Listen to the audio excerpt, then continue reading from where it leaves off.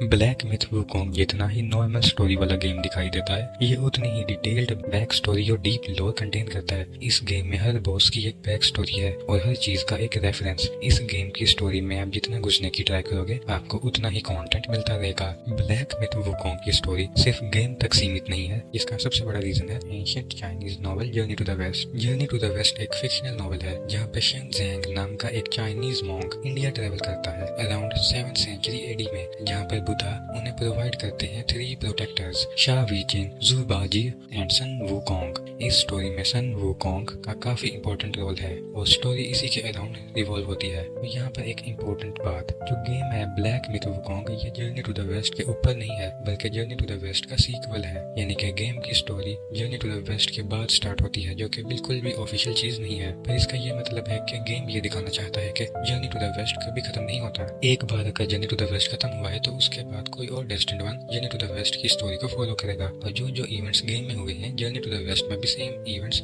Almost हुए हैं, but एक अलग तरीके से। और जो भी चीजें जर्नी टू द वेस्ट में हो गई हैं, उनका परिणाम यहाँ पर हमें ब्लैक मिथ वुकोंग में देखने को मिलता है। अब यहाँ पर जर्नी टू द वेस्ट को एक्सप्लेन नहीं करूंगा, पर हाँ, जहाँ जहाँ गेम की स्टोरी में जर्नी टू द वेस्ट को पॉइंट आउट करना इंपॉर्टेंट होगा तो मैं करूंगा। चलिए अब गेम की स्टोरी की तरफ बढ़ते हैं। गेम की स्टार्टिंग होती है एक कट सीन से, जहाँ पर सन वुकोंग के आगे पूरी सेलेस्टियल आर्मी थी जिसको लीड कर रहा था अर्लिंग शैन। गेम की स्टार्टिंग में जो ये वाला वुकोंग है, ये जर्नी टू द वेस्ट वाला वुकोंग है। और जर्नी टू द वेस्ट के बिल्कुल एंड में वुकोंग ने बुद्धाहुड अचीव कर लिया था, विच मींस कि ये इमॉर्टल है and one of the highest ranking being है हेवन और अर्थ पे। और यही रीजन है गेम की स्टार्टिंग में आपको सन वुकोंग की हेल्थ बार दिखाई नहीं देती है, क्योंकि वो मर नहीं सकता। जर्नी टू द वेस्ट एक अच्छे नोट पर एंड हुआ था, पर गेम में अभी उसको उससे कोई मतलब नहीं है और वो वापस आ चुका है अपने जंगल में अपने मंकीज के साथ एक पीसफुल लाइफ बिताने। ये चीज गॉड और सेलेस्टियल बीइंग्स को रास नहीं आई। उन्होंने बोला कि वापस हमें सर्व करो, नहीं तो हम तुम्हारे मंकीज को मारते रहेंगे और तुम्हारे माउंटेन्स और जंगलों को खत्म कर देंगे। सन वुकोंग को ये बात समझ नहीं आई कि आखिर उन्हें ऐसा करना क्यों है। इस छोटी सी बातचीत के बाद हमें सन वुकोंग और अर्लिंग शैंग की एक बहुत ही एपिक बैटल दिखाई देती है। और हाँ, नॉवल में हमें यह भी दिखाया गया है कि अर्लिंग शैंग का ये जो एक्स है, ये एक माउंटेन तबाह कर सकता है। सन वुकोंग देखता है कि उसके साथ फाइट थोड़ी फेयर नहीं हो रही है, इसीलिए वो जाता है जंगलों में लड़ाई करने, जहाँ पर हमें ये देखने को मिलता है कि सन वुकोंग का एक गोल्डन हेडबैंड। तो इसकी स्टोरी कुछ ऐसी है कि एक मॉन्क ने वुकोंग को इस हेडबैंड को पहना दिया ट्रिक करके, और वुकोंग ने इसे पहन भी लिया। बेसिकली ये हेडबैंड बस इसीलिए था कि वुकोंग को कंट्रोल किया जा सके, और अगर फ्यूचर में वुकोंग अगर मिसबिहेव करे, क्योंकि गॉड्स को वुकोंग पर भरोसा नहीं था, ये सोचते थे कि ये मंकी कभी भी रेबल कर सकता है। दैट्स द रीजन इसे ये हेडबैंड दिया गया था। और जब भी वुकोंग कुछ भी हरकतें करता था, तो ये हेडबैंड उसे बहुत ही ज्यादा पावरफुल हेडेक देता था, जिसे सन वुकोंग जैसे बीइंग भी ढेर हो जाए। और सेम चीज हमने गेम में भी विटनेस की। अब यहाँ पे खास बात यह है कि नोवेल के एंड तक सन वुकोंग के सर से ये हेडबैंड हटा देना चाहिए था, बट हमने गेम में ये नोटिस किया कि ये हेडबैंड सन वुकोंग के सर से नहीं हटाया गया। अब गेम के एंड में एक कट सीन है जो बहुत इंपॉर्टेंट है, यहाँ पर अर्लिंग शैंग वुकोंग को ये कहता है कि तुम्हारे सर पे वो हेडबैंड है। तो वुकोंग इसके रिप्लाई में बहुत ही अमेजिंग डायलॉग मारता है, keep those eyes wide open, watch me repeat off and break free.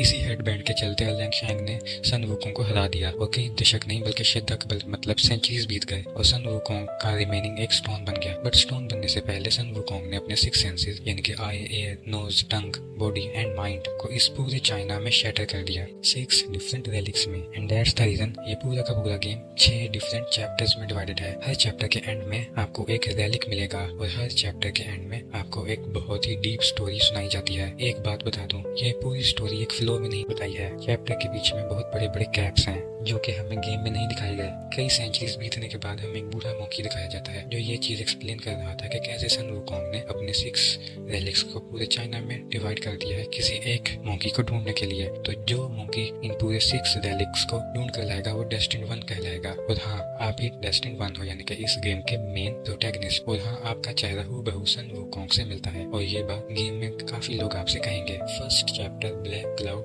Red fire. इस स्टोरी में आप प्रोग्रेस करते हो और गेम की स्टार्टिंग का कुछ इंपॉर्टेंट मैजिक सीखते हो, जैसे किसी को भी फ्रीज करना या फिर स्क्रबल कलेक्टिंग गोल्ड। और सबसे पहले बात, आप गोल्डन बी में ट्रांसफॉर्म होना सीखते हो। यहाँ पर आपको एक टेम्पल दिखाई देता है जो कि पूरा जला हुआ था और उसके आगे एक एल्डर शिनची था जो कि पूरा सोने से बना हुआ था और उसका सर बहुत ही बड़ा था। और वो आपसे सिर्फ एक ही बात कह रहा था कि हमने गोल्डन का साया चुराया है, और यही रीजन है कि वो हमसे फाइट भी करने लगता है। इसको हराने के बाद हम इस चैप्टर के ऑलमोस्ट एंड में ब्लैक एंड किंग से मिलते हैं, जो बताता है कि वो इन स्क्रिप्चर्स को 500 सालों से रिबिल्ड कर रहा है जो कि बहुत पहले जल गए थे। और यहाँ पर एल्डर चिंगची और ब्लैक विंड किंग दोस्त थे। ब्लैक विंड किंग को हराने के बाद ये उड़ जाता है और कहीं और भाग जाता है, जहाँ पर आप सेम मैजिक यूज करके उसके पास जाते हैं और वो एक बियर में ट्रांसफॉर्म हो जाता है। इसको हराने के बाद वो वहाँ से भागने का ट्राई करता है बट कर नहीं पाता। फिर वो अपनी जिंदगी की भीख मांगता है और समझ जाता है कि सामने जो खड़ा है वो ग्रेट सेज वुकोंग ही है। और वो ये बताता है कि वुकोंग का रेलिक जो उसके पास है वो उसने अच्छे से स्टोर करके रखा था, क्योंकि वो खुद के लिए यूज नहीं कर सकता, क्योंकि ब्लैक विंड किंग उतना ताकतवर है ही नहीं। तो यहाँ पर हमें एक एनिमेटेड स्टोरी दिखाई जाती है जो कि हमें एक कहानी एक्सप्लेन करती है। तो असल में हुआ यह था कि एल्डर जिंगजी था, उसे ब्लैक विंड किंग में बचपन में मिलता है और बाद में वुकोंग और एल्डर जिंगजी बनता है। एक टेंपल पर उसे एक विजिटिंग मॉन्क का साया देते हैं। बेसिकली मॉन्क्स को किसी भी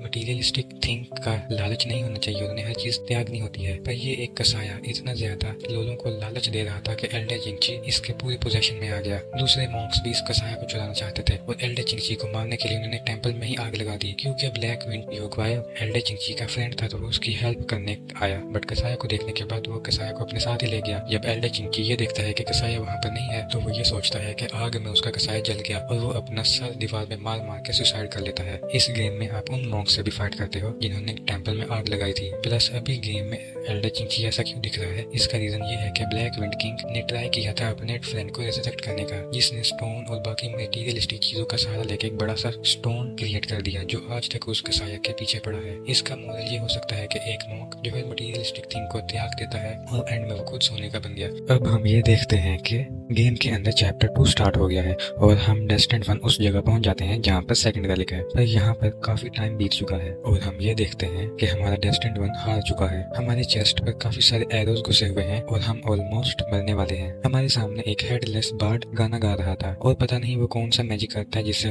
वो हमारी मरती बॉडी को वापस से जिंदा कर देता है। ये बार्ड इस पूरी जर्नी में ऑलमोस्ट हमारे साथ रहेगा। इसके बाद हमारा प्रोटैगनिस्ट बहुत सारे एनिमीज से मिलते हैं और लड़ते हैं जिनका अपना अपना बहुत ही डीप बैक स्टोरी है। यहाँ पर हम first Prince of the following sand नाम के क्रीचर से मिलते हैं जो कि ऑलमोस्ट रैट लाइक बीइंग है और इनकी पूरी प्रजाति ही रैट लाइक बीइंग है। और हम इस वक्त ये देख पा रहे थे कि ये अपने ही काइंड यानी कि अपने ही लोगों को पहचान नहीं पा रहा था और ये ऑलमोस्ट मैड हो चुका था। और इस बात का अंदाजा आप इस चीज से लगा सकते हो कि ये अपने ही फादर को खा जाता है। इसके बाद हम मिलते हैं टाइगर वैनगार्ड से जो कि एक्चुअल में ब्लड पी रहा था। अब ये किसका ब्लड पी रहा था वो मैं आपको आगे बताऊंगा। ओरिजिनल लोर में टाइगर वैनगार्ड एक्चुअली में इस वैली के प्रोटेक्टर्स थे और टाइगर वैनगार्ड की डेथ हो गई थी येलो विंड सेज के दौरान। तो गेम में टाइगर वैनगार्ड कौन है? वेल, टाइगर वैनगार्ड के 2 बेटे थे, एक टाइगर वैनगार्ड और एक मैड टाइगर। और इन दोनों से ही आप लड़ते हो, एक ये और एक ये। गेम वाला tiger Vanguard yellow wind says को चैलेंज करता है और हार जाता है और तब वो अपना नाम टाइगर वैनगार्ड रख लेता है और ये रैट लाइक क्रिएचर्स को वो खाता रहता है जिससे वो और ताकतवर बने। हम यहाँ पे येलो विंड सेज से फाइट करते हैं जिसके हाथ में किसी मॉन्क या किसी सेज का सर था और पूरी गेम में ये one of the most epic battles में से एक है। येलो विंड सेज को हराने के बाद हमें ये पता चलता है कि जो हेडलेस बार्ड हमारे साथ स्टार्टिंग में ही था ये उसी का सर है और इसका ओरिजिनल नाम है लिंजी। लिंजी एक बहुत ही पावरफुल बीइंग है और उसका काम था येलो विंड सेज पर नजर रखना। अभी यहाँ पर बिल्कुल ब्लैक विंड किंग की तरह येलो विंड सेज भी उतना ताकतवर नहीं था कि वो वुकोंग के रैली को स्टोर कर पाए, तो लिंजी के सर के अंदर इस रैली को स्टोर करके रखा हुआ था। और इसको हराने के बाद फाइनली लिंजी हमें वुकोंग का सेकंड रैलिक भी दे देता है। यहाँ पर हमें एक एनिमेटेड स्टोरी दिखाई जाती है जहाँ पर एक आदमी को एक इंजर्ड फॉक्स दिखाई देती है। वो आदमी उस इंजर्ड फॉक्स को अपने घर ले जाता है जहाँ पर उसे ये पता चलता है कि वो फॉक्स एक किंसोनी थी, मतलब कि एक शेप शिफ्टर फॉक्स, और वो बहुत ही खूबसूरत लड़की में बदल जाती है जहाँ पर वो उससे बाद में शादी करता है। उनके 2 बच्चे भी होते हैं और एक बार जब वो वापस घर आता है तो वो ये देखता है कि किंग सूप ने अपनी पूरी फैमिली को मार डाला है। तब वो नींद से जागता है और फिर हमें ये दिखाया जाता है कि वो उस फॉक्स को मार के उसका एक मफलर बना के घर से बाहर निकलता है। इस स्टोरी के एंड में हमें ये मॉडल दिया गया कि गॉड्स जो भी प्लान करते हैं उसे उनके हिसाब से ही चलना होता है, आप उसमें कुछ भी चेंज नहीं कर सकते। इसके बाद हमें चैप्टर 3 में आते हैं। इस चैप्टर के स्टार्टिंग में हमें एक बर्ड और एक बूढ़ा आदमी दिखाई देते हैं जो हमें फॉलो करने को कहता है। वो हमें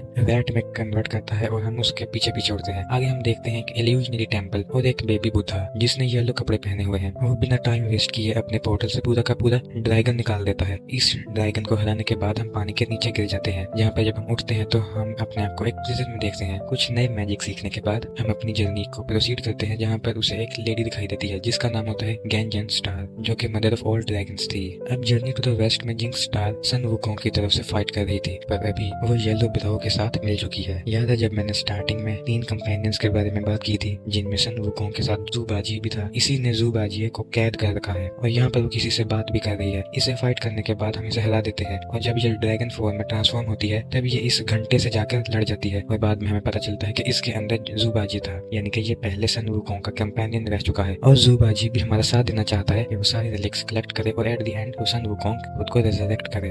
अब गाइस यहाँ पे जू बाजी एक पिग क्यों है, इसके पीछे का रीजन बहुत ही ज्यादा खतरनाक है। इसकी स्टोरी मैं आपको आगे बताऊंगा। इस जगह हम इस आदमी से भी मिलते हैं जिसने फॉक्स को मार करके उसका मफलर बना लिया था। वो यहाँ का मॉन्क बन चुका है और बूढ़ा हो चुका है। हम उससे भी फाइट करते हैं। हम यहाँ पर नॉन एबल नाम के एक बॉस से भी फाइट करते हैं और बेसिकली इसकी स्टोरी बहुत खतरनाक है। ये और येलो ब्राउ पहले एक साथ काम किया करते थे, पर इसका मानना यह है कि बुढ़ाहुड तक जाने के लिए आपके पास फिजिकल स्ट्रेंथ होना जरूरी है। But yellow brow totally relics पर डिपेंड करना चाहता था। तब येलो ब्राउ ने अपने आप को सही प्रूव करने के लिए अपने आप को चेन में बांध दिया और कहा कि मैं एक दिन में आजाद हो जाऊंगा। वेल हुआ क्या, आज तक उसके हाथ बंधे हुए हैं। फिर जू बाजी और डस्टिन वन दोनों जाते हैं एक और चाइल्ड बुद्धा के पास जिसके कपड़े ब्लूइश थे। वो कहता है कि जाओ और जाकर प्रेयर करके आओ, फिर ही आगे का रास्ता खुलेगा, जो कि नहीं खुलता। फिर वो लोग वापस जाते हैं उसी टेंपल में जहाँ पर ये लोग ब्लू कपड़ों वाला चाइल्ड बुद्धा था। यहाँ पे जाकर ये रिवील होता है कि वो एक्चुअली में येलो ब्राउ ही है और उसका बुद्धाहुड अचीव करने का तरीका बिल्कुल ही अलग है और वो ये सोच रहा है कि सन वुकोंग बिल्कुल ही मिसगाइडेड था, जो कि हम डस्टिन वन है वो हमें भी सही तरीका बताना चाहता है। वो हमें अपनी पोटली में कैद कर लेता है जिससे बाहर निकलने के लिए हमें लड़ना था और लड़के हम बाहर भी आ जाते हैं और हम येलो ब्राउ को डिफीट करते हैं। वो अपने टेंपल से बाहर भागने का ट्राई करता है ताकि वो सन वुकोंग के रैली को दोबारा अपने अंदर ले पाए और ज्यादा ताकतवर बन जाए, बट वो नीचे गिर जाता है। तभी वहाँ पर ब्लू कपड़ों वाला चाइल्ड बुद्धा या कहीं बेबी बुद्धा भी आ जाता है और वो ये रिवील करता है कि येलो ब्राउ कभी उसका स्टूडेंट हुआ करता था। आज के दिन में वो उसकी पोटली चुरा लेता है और उसका शेप शिफ्ट करता है और दूसरे लोगों को ट्रिक करता है और उसने सन वुकोंग के रेलिक्स का यूज कर करके इस पोटली को और ज्यादा ताकतवर बना लिया था। हम सब ये सोच रहे थे कि येलो ब्राउ के साथ रेलिक भी डूब गया, बट बेबी बुद्धा यहाँ पे ये बताता है कि ऐसा नहीं है। उसका रेलिक येलो ब्राउ के अंदर स्टोर नहीं बल्कि इस फिश के अंदर स्टोर था और हाँ, हमें यहाँ पर एक और रेलिक मिल जाता है। अब इस चैप्टर के बाद इस गेम में एक बहुत ही ज्यादा इंटरेस्टिंग स्टोरी दिखाई जाती है। वह यह था कि एक विलेज के बीच में एक अजीब सा क्रिएचर आ गया था जो कि ऑलमोस्ट डूब चुका था। जब विलेजर्स ने उसे बचाया तो उन्होंने नोटिस किया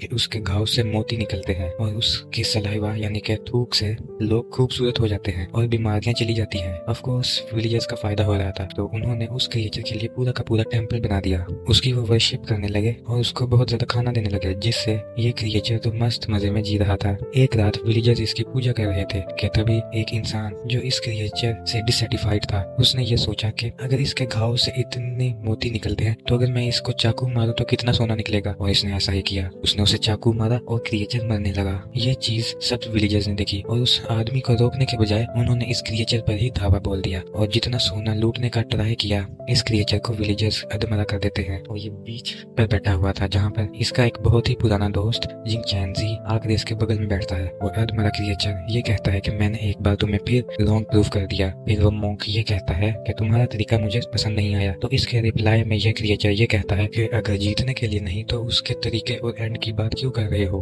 बेसिकली ये स्टोरी ये कवर करना चाहती थी कि वो क्रिएचर ये प्रूव करना चाहता था कि इंसान का नेचर कभी नहीं बदल सकता, भले आप उनको कितना ही दो, उनका लालच कभी नहीं खत्म हो सकता। और एक सोने की मुर्गी को पालने के बजाय जो उनको 10 साल में 10 अंडे दे दे, वो उस सोने की मुर्गी को एक बार में 10 अंडा लेना ज्यादा पसंद करेंगे, जो उन्हें नहीं मिलेगा, जाहिर सी बात है। चैप्टर नंबर 4, रोजी चीक्स एंड ग्रे हेयर। अभी हमें फिर से काफी टाइम बीत चुका है, तो अपना जू बाजी और डस्टिन वन दुश्मन के इस महल में घुसते हैं जहाँ पर वो सेकंड सिस्टर से मिलते हैं। अब मैं आपको बता दूं कि ये सब के सब मकड़ियां यानी कि स्पाइडर्स हैं, तो इनकी खूबसूरती पर मत जाइएगा। तो ये सब लोग बुरे लोग तो नहीं है, पर इनकी जो मदर है जिन्हें वॉयलेट स्पाइडर भी कहा जाता है, वो हर मौसम में किसी एक के साथ शादी करती है और ऑफ कोर्स शादी के बाद उसे खा जाती है। यही स्पाइडर्स करते हैं। अब यहाँ पर जूबाजी यहाँ पर घुसता है और वो कैद हो जाता है। अब यहाँ पर वॉयलेट स्पाइडर ये चाहती थी कि वो जूबाजी के साथ शादी करे और उसको खा जाए। और हाँ, यहाँ पर जूबाजी और वॉयलेट स्पाइडर यानी कि जो मदर है, इन दोनों का बहुत ही लव एंड हेट रिलेशनशिप है। जूबाजी द वॉयलेट स्पाइडर को प्यार नहीं करता, लेकिन वॉयलेट स्पाइडर जूबाजी को बहुत ज्यादा प्यार करती है, मतलब वो उसके साथ शादी करना चाहती है। जूबाजी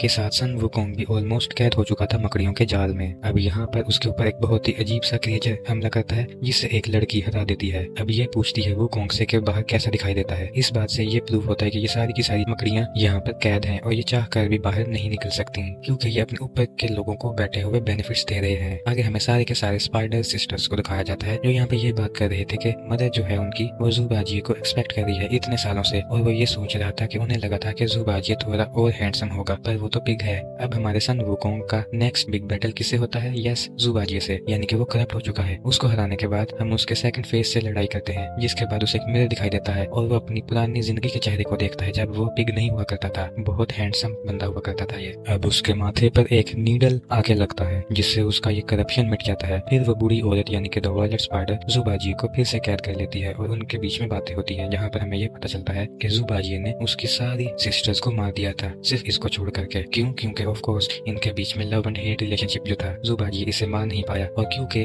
ज़ुबाजी उस वक्त मून गॉडेस से प्यार करता था, वह उसके साथ शादी करना चाहता था, और क्योंकि ये एक पाप था, इसी वजह से इसे बैनिश कर दिया गया। और उसको अगला फेस जो मिला वो एक पिग का मिला, और वो आधा पिग और आधा ह्यूमन पैदा हुआ। उसको ये श्राप मिला कि अगले 100 साल तक उसकी लव स्टोरी कंप्लीट नहीं होगी। ज़ुबाजी वायलेट स्पाइडर से कहता है कि तुम इस उम्र में भी ये सब कुछ क्यों कर रही हो? तो वायलेट स्पाइडर ये कहती है कि तुम्हें मुझसे ज्यादा वो सन वुकोंग पसंद है। अब यहाँ पर एक लड़की आती है, और मैं आपको बता दूं ये लड़की और कोई नहीं, ज़ुबाजी और द वायलेट स्पाइडर की ही बेटी है, जिसे ज़ुबाजी पहचान नहीं पाता। तो इस वायलेट स्पाइडर यानी कि इस बूढ़ी औरत का मकसद ये है कि ये ज़ुबाजी के साथ शादी करे और फिर ये उसे खा जाए और इसका बदला पूरा हो जाए। लेकिन हमारा काम है इसे ऐसा करने से रोकना। तो हम और वायलेट स्पाइडर फाइट करते हैं, जिसमें वो हार जाती है और फिर वो जाती है 100 आइड डीमन किंग के पास, जो कि बहुत ही ज्यादा पावरफुल बीइंग था और ये सन वुकोंग के रैली को कंज्यूम करने के कैपेबल भी था। जिसके बीच हमें एक स्नेक लेडी को भी दिखाया जाता है, और यही उस नीडल की मास्टर थी जिसने ज़ुबाजी के करप्शन को हटाया था। फिर यहाँ पर the violet spider 100 eyed demon के पास जाती है और 100 आइड डीमन फोर्सफुली उसके अंदर से रेलिक निकाल देता है, यानी कि सन वुकोंग का रेलिक द वायलेट स्पाइडर के अंदर ही था। और ये चीज सारी सिस्टर्स को पसंद नहीं आती और वो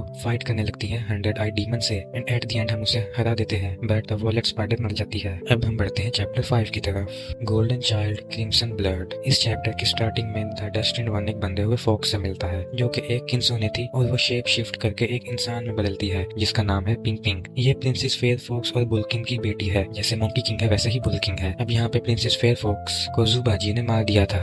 अभी बुलकिन की वाइफ रक्षासी है, जो कि पिंक पिंक की स्टेप मदर भी है। यहाँ पे ये रिवील किया गया कि रक्षासी के पास एक फैन है, जो कि उसके फादर यानी कि बुलकिन को बचा सकता है। और यहाँ पे रक्षासी के बेटे को भी इंट्रोड्यूस कराया गया, जिसको हम रेड बॉय भी कहते हैं, जो पिंक पिंक का स्टेप ब्रदर है। और इस चैप्टर के स्टार्टिंग में जितने भी लोगों से हम लड़े हैं, यानी कि cloudy mist, misty cloud, fast and then कोवेकस फायर, ये सभी रक्षासी के बेटे की ही आर्मी है। यहाँ पर पिंक पिंक प्लेंटन फैंग की डिमांड कर रही थी रक्षासी से, जिससे उसके फादर को बचाया जा सके। यहाँ पर हमें दिखाया जाता है फ्लेमिंग माउंटेन्स को, जो कि बेसिकली रक्षासी के साथ थोड़ा क्लोज आने की ट्राई कर रहा था और वो चाह रहा था कि वो उसके साथ यहाँ से भाग जाए। और हाँ, ये सभी जानते हैं कि डेस्टिन्ड वन का एक्चुअल पर्पस क्या है। थोड़ी रोमांटिक टॉक के बाद ये रिवील कर दिया गया कि रक्षासी एक्चुअल में ज़ुबाजी ही था और यहाँ पर डेस्टिन्ड वन आता है। पिंक पिंक को फ्लैंटिन फैन मिल चुका है और वो डेस्टिन्ड वन के साथ पहुंचती है बुलकिन के पास, जिसकी हालत बहुत ज्यादा खराब थी। और हाँ, यहाँ पर मैं आपको ये बता दूं कि जो बुलकिन है वो पहले सन वुकोंग का ही कंपेनियन था और सन वुकोंग एंड बुलकिन बहुत ज्यादा अच्छे दोस्त थे। पिंक पिंक बुलकिन को बोलती है कि वो अपना रेलिक द डेस्टिन्ड वन को दे सकते हैं, उसे और सफर करने की जरूरत नहीं है। जहाँ पर बुलकिन बहुत ही अजीब तरीके से अपनी ही बेटी के साथ बात कर रहा था। बाद में हमें पता चला कि एक्चुअली में पिंक पिंक भी पिंक पिंक नहीं है, वो उसका स्टेप ब्रदर यानी कि रेड बॉय है, जो बस रेलिक चाहता था ताकि वो और ताकतवर बन जाए। यहाँ पर रक्षासी की भी एंट्री होती है और वो ये डिमांड करती है उसे कि हम उसके बेटे को ना मारें। वो इस जगह को छोड़कर बहुत पहले जा चुकी थी, क्योंकि वो अपने लवर बुलकिन और अपने बेटे के बीच में किसी को चूज नहीं कर सकी। और यहाँ पर द रेड बॉय और द बुलकिन के बीच में काफी नोक-झोंक हुई थी रेलिक के लिए। जब डेस्टिन्ड वन रेड बॉय को हिला देता है तो वो मरने का नाटक करता है, और जब बुलकिन डेस्टिन्ड वन को रेलिक दे ही रहा था तब द रेड बॉय रेलिक लेके एब्जॉर्ब कर लेता है और यक्षा किंग में बदल जाता है। यक्षा होते हैं बहुत ही प्योर डीमन और बहुत ही ताकतवर डीमन। हम यहाँ पर फिर से यक्षा किंग को भी डिफीट करते हैं और हम उसे मार नहीं जाने वाले थे कि रक्षासी इंटरफेयर करती है और कहती है प्लीज मेरे बेटे को छोड़ दो। इससे पहले कि हम कोई भी डिसीजन लें कि यक्षा किंग को मारना है या छोड़ना है, यक्षा किंग खुद सुसाइड कर लेता है, क्योंकि वो हेवेंस के अंडर सर्व नहीं करना चाहता। यहाँ पर द रेड बॉय मर गया और यक्षासी देखती रह गई। चैप्टर के एंड में हमने एक बहुत ही ज्यादा डिप्रेसिंग और डीप स्टोरी दिखाई जाती है और बहुत ही डार्क भी, जहाँ पर हमें बुलकिन का पास्ट दिखाया जाता है और हमें ये दिखाया जाता है कि ये और सन वुकोंग बहुत ही अच्छे कंपेनियंस थे और ये दोनों कभी साथ में लड़ा करते थे हेवेंस के अगेंस्ट। फिर बुलकिन और यक्षासी का बेटा हुआ द रेड बॉय। फिर वुकोंग और ज़ुबाजी के रास्ते में द फ्लेमिंग माउंटेन्स थे, जिसका प्रोटेक्टर था बुलकिन। फिर उसको बचाने के लिए सन वुकोंग को चाहिए था फैन, जो कि बुलकिन देने से मना कर देता है और यहाँ पर ये दोनों लड़ते हैं और बुलकिन हार जाता है। और यहीं पर ज़ुबाजी ये भी कहता है कि उसने उसकी फॉक्स वाइफ को मार दिया, जिससे बुलकिन और ज्यादा गुस्सा हो जाता है। बुलकिन की लाइफ बहुत ही ज्यादा ट्विस्टेड और बहुत ही ज्यादा डिप्रेसिंग है। वुकोंग के रेलिक्स डिवाइड करने के बाद एक रेलिक प्रेजेंट के बुलकिन को मिल मिलता है जिसे वो अपने पेट में सेफ रखा हुआ था। इसके बाद हम आते हैं अपने फाइनल चैप्टर की तरफ। फाइनल चैप्टर में अब हमारे पास वुकोंग के 5 रेलिक्स हैं और सारे गॉड्स को ये बात पता चल गई है, तो वो अपनी आर्मी सेंड कर रही है हमें रोकने के लिए। इस पूरे चैप्टर में सिंपली हमारा मिशन ये है कि हमें वुकोंग के पूरे आर्मर सेट को कंप्लीट करना है और इसी में हमें मिलता है वुकोंग का समर साउंड क्लाउड, जो कि वुकोंग के 5 रेलिक्स को सेंस करके हमने अपना मास्टर मानता है। वुकोंग के सारे आर्मर इधर उधर स्कैटर हो गए थे इस लैंड में और फिर अपने आप को एक बीस्ट की तरह बना लिए थे, यानी कि कोई बुल है तो कोई ह्यूमनॉइड बीस्ट। हमें इन सबको हरा करके आर्मर लेना है, जिसके बाद हमें गेम का मोस्ट एपिक सीन दिखाया जाता है जहाँ पर हम एक केव में जाते हैं जहाँ पर मोंकी किंग बनता है। स्टोरी कुछ ऐसे है कि सन वुकोंग बहुत सारे बंदरों के साथ एक जंगल में रहता था जहाँ पर एक नदी बहती थी। उन बंदरों में एक शर्त लगी कि जो भी इस नदी का सोर्स ढूंढ लेगा उसे मोंकी किंग का दर्जा दिया जाएगा। सन वुकोंग इस चैलेंज को एक्सेप्ट करता है और रिवर को फॉलो करते करते वो एक केव में पहुंचता है जहाँ पर सारे सुविधाएं मौजूद थी। सारे बंदर वहाँ पर आकर रहने लगते हैं और सन वुकोंग के लिए थ्रोन बनाया जाता है जिसे हम गेम में देख भी पाते हैं। हमें वहाँ सन वुकोंग का डंडा भी मिलता है। इसी माउंटेन के टॉप पर हम अपना गेम कंप्लीट करेंगे जहाँ पर हमें वो मिलता है जिसके अंदर सन वुकोंग होगा। हमारे पास 5 रेलिक्स हैं लेकिन एक रेलिक मिसिंग है क्योंकि वो गुम हो चुका है और उसका कोई अता पता नहीं है। लेकिन जैसे ही हम स्टोन को टच करते हैं उसके अंदर पहुंच जाते हैं। अब यहाँ पर वो एल्डर मंकी भी था। मंकी ये रिवील करता है कि ये वुकोंग का माइंड है और इसमें उसकी सारी मेमोरीज हैं, इसकी बचपन से लेके उसकी बुढ़ापा तक। अब इससे पहले कि मैं एंडिंग एक्सप्लेन करना स्टार्ट करूं तो मैं आपको ये बता दूं कि इस गेम की 2 एंडिंग्स हैं, एक बैड एंडिंग और एक गुड एंडिंग। अगर आप गेम में ज्यादा कुछ प्रोग्रेस नहीं करोगे, इधर उधर नहीं जाओगे तो बैड एंडिंग में जाओगे, लेकिन अगर आप गेम के most of the task complete करते हो और एक्सप्लोर करते हो और सबसे बड़ी बात अर्लैंग शैंक से फाइट करते हो तो आपको गुड एंडिंग मिलती है। जैसे जैसे आप बोट में आगे बढ़ते हो एल्डर मंकी ये कहता है कि वुकोंग के 5 रेलिक्स थे और जो लास्ट रेलिक है वुकोंग का माइंड वो एक्चुअली में खुद डेस्टिन्ड वन है। तो यहाँ पर एक सवाल उठता है, क्या डेस्टिन्ड वन ही सन वुकोंग है? तो इसका आंसर एल्डर मंकी देता है हाँ और ना। टेक्निकली ओरिजिनल सन वुकोंग हमेशा के लिए चला गया, बट अब हमारे पास उसके 5 रेलिक्स हैं, उसकी सारी ताकत है, उसका चेहरा है, तो एक्चुअली में हम ही डेस्टिन्ड वन सन वुकोंग हैं। पहले एंडिंग के हिसाब से जो कि बैड एंडिंग है, आप उसकी मेमोरीज में जाते हो, उसके पॉकेट शेल यानी कि सिर्फ उसकी बॉडी बिना सोल वाली उसे डिफीट करते हो और आप सन वुकोंग का गोल्डन क्राउन इनहेरिट करते हो। ऑफ कोर्स इससे आप सन वुकोंग तो बन गए बट अभी भी आपके पास गोल्डन क्राउन है। और फिर हम ये देखते हैं कि हम एक टेंपल में ट्रैप हो चुके हैं हमेशा के लिए। सन वुकोंग को फाइनली रोक लिया गया, सन वुकोंग हार गया, बट हमारे पास सेकंड एंडिंग भी है जिसे ट्रू एंडिंग माना जाता है, मतलब कि ओरिजिनल एंडिंग, और ये गुड एंडिंग है। यहाँ पर हम माउंटेन में जाते हैं जहाँ पर हम अर्लैंग शैंक से फाइट करते हैं। वो हमें बताता है कि वुकोंग के पास कोई चॉइस नहीं थी और ना मेरे पास, मतलब वो सेलेस्टियल कोड का बस एक पॉन है और उसे वही करना होता है जो उसे ऑर्डर्स दिए जाते हैं। अर्लैंग को हराने के बाद हमारा डेस्टिन्ड वन बड़े से स्टोन मंकी में ट्रांसफर हो जाता है और वो 4 हेवनली किंग्स से फाइट करता है और उन सबको उठा कर फेंकता है और बहुत ही ब्रूटली मारता है। जिसके बाद हम अर्लैंग शैंक के बड़े वाले फॉर्म को डिफीट करते हैं। उसके बाद अर्लैंग शैंक अपनी डिफीट को एक्सेप्ट करता है और अर्लैंग शैंक वुकोंग की रिस्पेक्ट करते हुए उसे अपना हथियार दे देता है। इस बार जब हम स्टोन के अंदर जाएंगे यानी कि सन वुकोंग की मेमोरी में जाएंगे तो हर चीज सेम होगी। हम वुकोंग के ब्रोकन शेल को भी डिफीट करेंगे, पर इस बार जो हमें गोल्डन क्राउन पहनाया जा रहा होगा तो हमारी आंखें खुल जाएंगी और हमारे अंदर सन वुकोंग की सारी मेमोरीज आ जाएंगी। यहाँ पर हमें जर्नी टू द वेस्ट के सन वुकोंग की क्लिप्स दिखाई जाती है कि कैसे उसने सेलेस्टियल कोड के अगेंस्ट जंग छेड़ दी थी अकेले, और यहीं पर उसने अर्लैंग को भी ये डायलॉग मारा था कि keep your eyes wide open and watch me repeat off. And या गाइस फाइनली सन वुकोंग ने अपने सर से वो हेडबैंड निकाल दिया। ये सारी चीजें बस हेडबैंड को सर से निकालने के लिए, ये था सन वुकोंग का मास्टर प्लान। अगर वो हेडबैंड आपकी बॉडी को ना छोड़े तो आप ही बॉडी छोड़ दो, बॉडी ही चेंज कर लो। सन वुकोंग ने ऐसा ही किया, उसने अपनी बॉडी को त्याग दिया और सेक्रीफाइस कर दिया और अपनी सेंसेस को स्कैटर कर दिया ताकि डेस्टिन्ड वन सारे रेलिक्स को अपना बनाकर और खुद सन वुकोंग बन जाए और सन वुकोंग इनकारनेट करता है किसी और की बॉडी में। That's his master plan. तो गाइस ये थी गुड एंडिंग। आई होप आपको ये वीडियो पसंद आई होगी। आपको ये वीडियो कैसी लगी हमें कमेंट्स में जरूर बताइएगा। अगर वीडियो अच्छी लगी हो तो लाइक करें और चैनल को सब्सक्राइब करें।